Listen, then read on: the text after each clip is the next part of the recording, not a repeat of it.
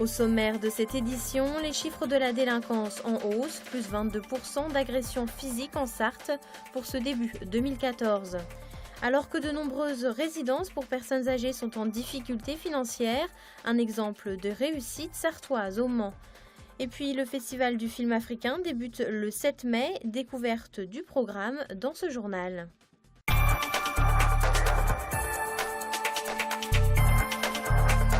Sécurité avec un chiffre alarmiste en Sarthe. Plus 22% d'atteintes volontaires à l'intégrité physique des personnes. Une hausse établie entre le premier trimestre 2014 et le premier trimestre de 2013.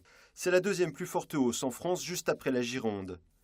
L'information a été dévoilée aujourd'hui par le journal Le Figaro. Le quotidien s'est appuyé sur les données de l'Observatoire de la délinquance et de la réponse pénale. Cette hausse porte à 965 le nombre d'actes de violence perpétrés de janvier à mars dans le département. Selon la préfecture, les chiffres fournis sont exacts mais orientés. Les services précisent que le département se situe toujours en 70e position en nombre de faits. Autre argument, sur les 24 derniers mois, la hausse n'est que de 3,41%. Un chiffre à prendre avec précaution, car les méthodes de saisie ont changé depuis 2012 du côté des gendarmes. Enfin, la préfecture rappelle que les faits crapuleux, c'est-à-dire les plus violents, comme les vols à main armée, ne représentent que 10% des délits ou crimes constatés.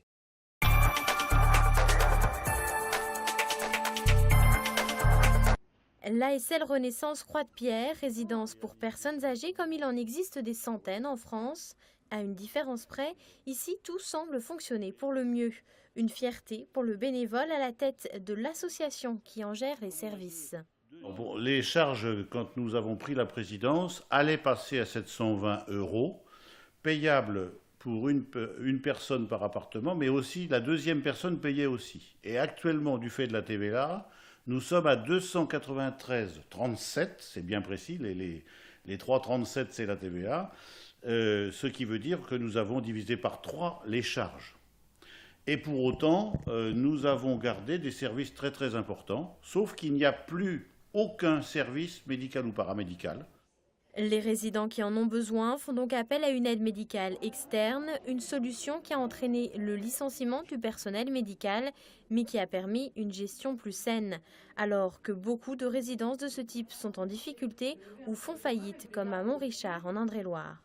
Âgés en moyenne de 80 ans, les résidents profitent de cours de gym, d'un billard ou encore d'une bibliothèque qui les ravit. Ils ont été bien triés qu'on puisse voir les lettres, parce que moi j'en ai chez moi des quantités que je ne peux plus lire parce que les lettres sont très petites, alors que là, ils sont triés, sont propres. On les garde le temps qu'on veut, quand on a fini de les lire, on les rapporte. Jean-Yves Bernier souhaite pouvoir maintenir cette gestion. C'est pourquoi il espère être entendu par Laurence Rossignol, secrétaire d'État en charge des personnes âgées. Elle réfléchit actuellement à une nouvelle législation pour ces résidences. Une lettre ouverte sera aussi envoyée aux députés de la Sarthe.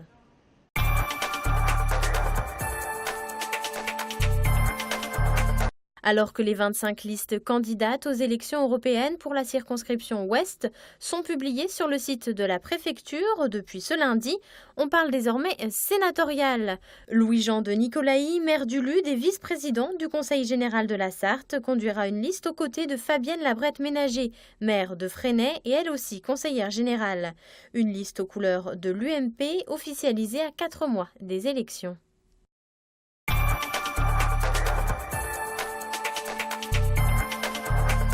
La 26e édition du Festival du film africain débute ce mercredi à 19h au Mans. 4 films programmés jusqu'au 13 mai au cinéma Les Cinéastes, place des Comptes du Maine. En ouverture, Gounou Gounou Kane de Soussaba Cissé, un film sur la réconciliation des peuples au Mali. La réalisatrice sera présente lors de la projection. La question Touareg, c'est vraiment au centre du dernier long métrage de cette réalisatrice.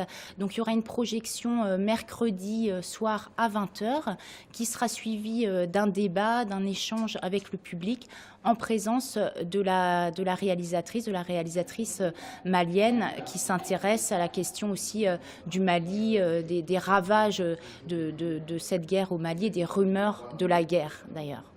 3 autres films seront programmés, 1000 soleils de Mati Diop, Des étoiles de Diana Gaye et La bataille de Tabato du portugais João Viana. Autant d'occasions de sortir le cinéma africain de la confidentialité.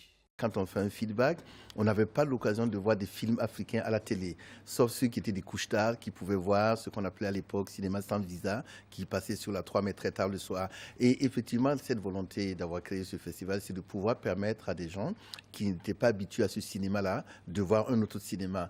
Un cinéma non pas avec des héros à la Rambo, mais un cinéma des Africains qui font de la fiction, qui font des documentaires, qui font de l'histoire de l'Afrique, la belle histoire de l'Afrique.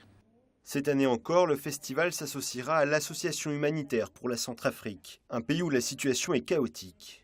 Suite au renversement de pouvoir, nous avons des femmes, des enfants, des hommes qui ont quitté leur domicile pour instabilité politique tout simplement et qui vivent dans une situation de pénurie totale. Le Festival du film africain, c'est jusqu'au 13 mai. 5 films surprises seront également programmés au cinéma Le Royal. Renseignements au 02 43 28 06 43 ou au cinéma Les Cinéastes.